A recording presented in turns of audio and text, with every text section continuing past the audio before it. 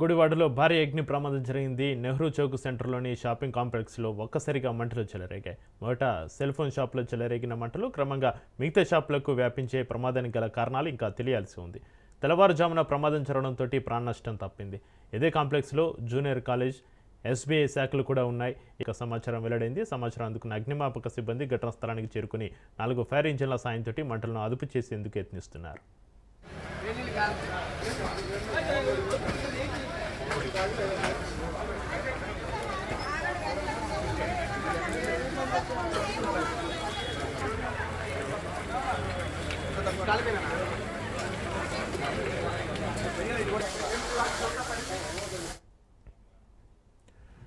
దుకాణంలో వస్త్రాలు, షోరూంలలో ఉన్న ఖరీదైన దుస్తులు, అల్మారాలు, క్యాష్ కౌంటర్లు అన్నీ కాల్పినట్లుగా తెలుస్తుంది. వ్యాపారులు తమకు కోట్ల రూపాయల నష్టం వాటిల్లిందని ఆవేదన వ్యక్తం చేస్తున్నారు.